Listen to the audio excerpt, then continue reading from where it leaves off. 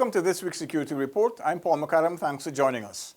The general public should note that as part of the measures against the coronavirus or COVID-19, no applications for barbecue permits, fairs, parties, or any other public event will be processed. Regional police commanders countrywide will not be entertaining any such requests until further notice. Please remember that some coronaviruses can be transmitted from person to person, usually after close contact with infected patients. For example, in a household, workplace, or healthcare setting. Some reports indicate that those who have not yet developed symptoms may be able to infect others. Now, if you have a fever, cough, or difficulty breathing, please call the Coronavirus 2019 hotline numbers 227-4986, 229-7490, 231-1166, 226-7480, or 624-3555. Now, visits to the prisons have been replaced with video calls amidst the current pandemic. The Director of Prisons, Daniel Samuel, says that the measures will be implemented following a donation of 30 electronic tablets by the Ministry of Public Telecommunications. Samuels explained that visits were suspended to all of the prisons to protect staffers and inmates from the spread of COVID-19.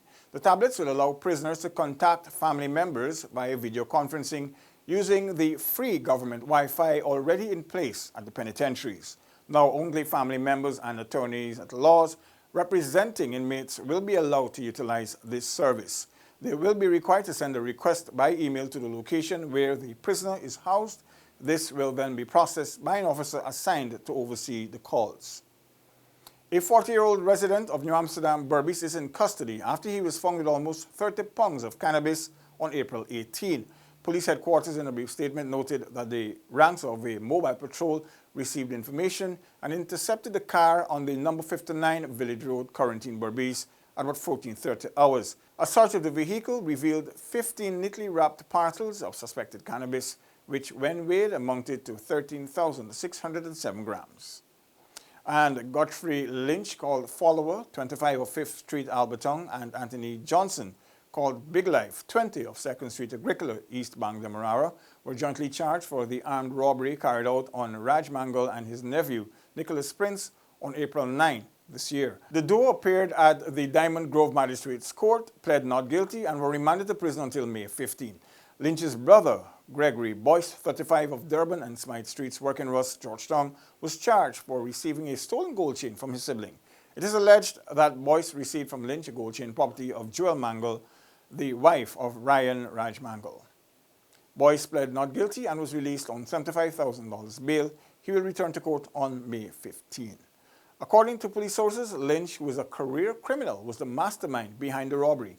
He was released from prison some 3 weeks ago after serving a sentence for similar crimes.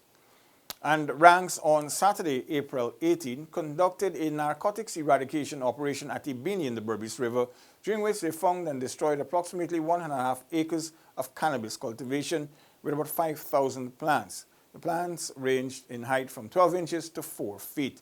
A camp and nursery with an estimated 3,000 seedlings was also destroyed. A large plot of land, also observed to have been prepared for cultivation, was under surveillance.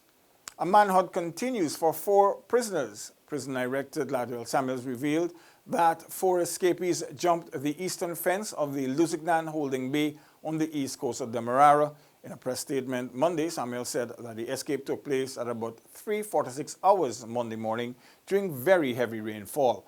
The men were discovered during a roll call at 6:15 hours when they did not answer. The relevant CCTV footage has been examined and the police force is alerted. The ranks on duty at the time have been interviewed and are cooperating fully. So far, no rank has been found culpable, Samuel said.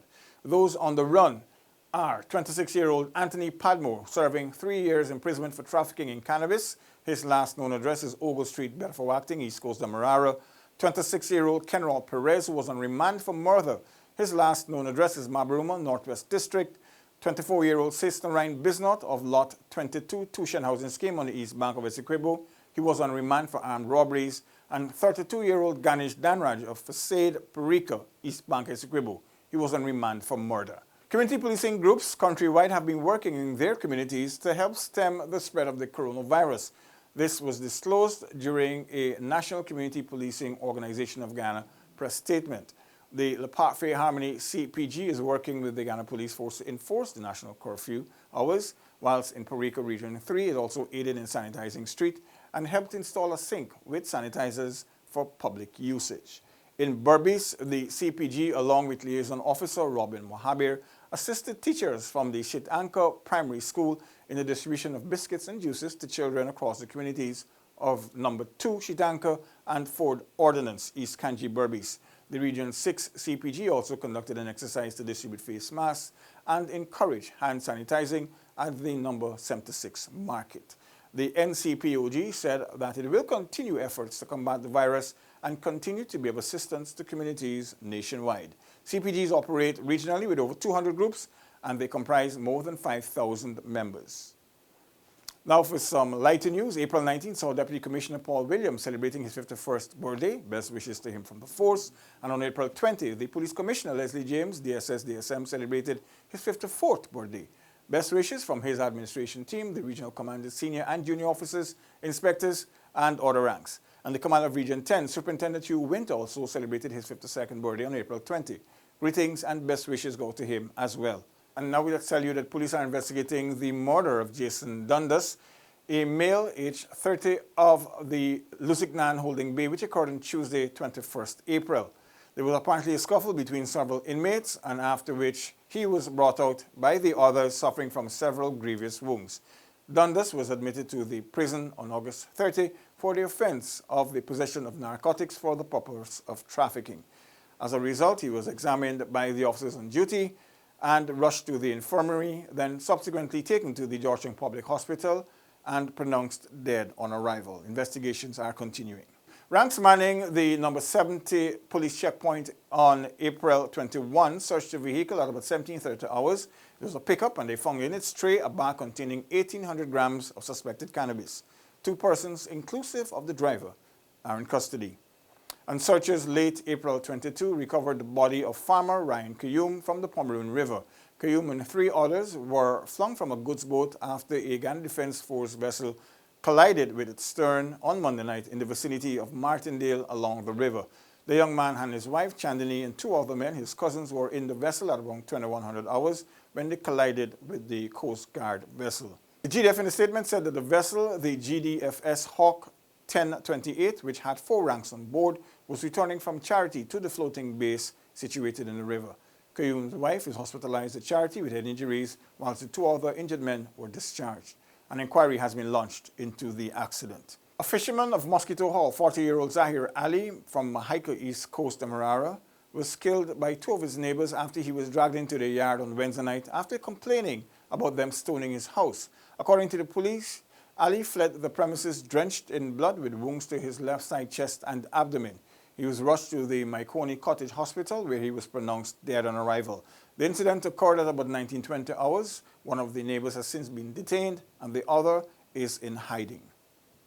And police are on the hunt for a man identified as Smokey, who allegedly burnt his Venezuelan lover to the face with a cigarette, beat her with a cutlass, and chopped her to the head in the wee hours of Thursday at a Ranker landing in the Cuney River, Region 7.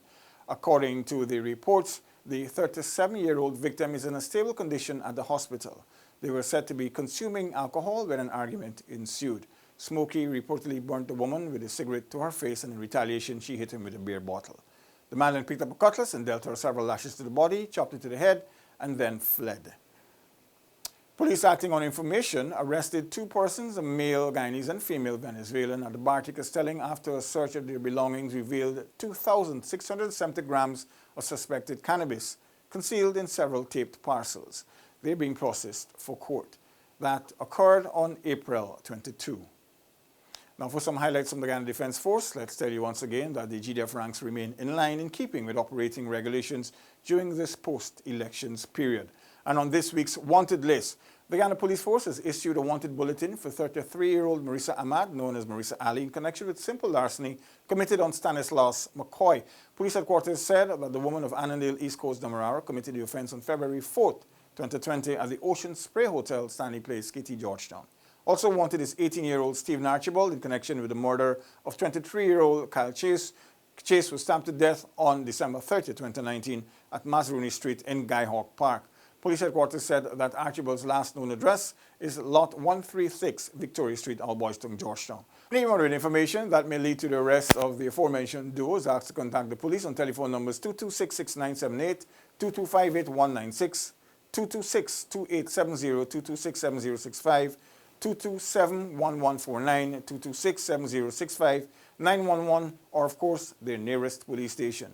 That's it for this week's Security Report. Remember, if you see something, say something. Have a good weekend. Bye-bye.